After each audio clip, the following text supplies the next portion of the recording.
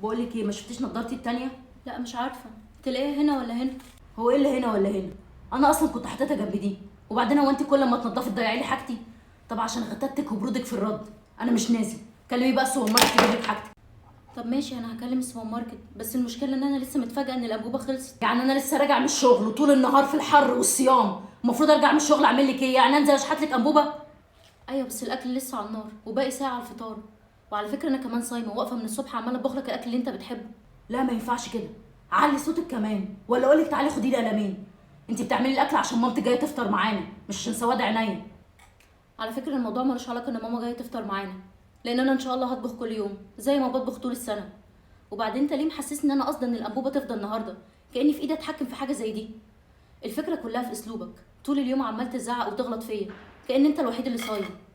اسلوبك كله زي الزفت، برود وتناحه متناهيه. معرفش بصراحه انت جايباها منين. خلي بقى البواب يدور لك على انبوبه. ايه يا سامح يا ابني، شكلك تعبان او متضايق ولا ده من الصيام؟ لا مفيش حاجه، انا بس تعبان شويه من الصيام. اخيرا خلصت. ان شاء الله 5 دقايق والاكل كله هيبقى جاهز مع الاذان. بس انا عايزاك يا ماما تقولي لي ايه رايك، ان شاء الله الاكل هيعجبك. خلاص يا ستي، عرفنا من الصبح ان انت اللي عملتي الاكل وتعبانه. كنت قاعد بتكلم مع مامتك في حاجه وانت نطيتي في الكلام.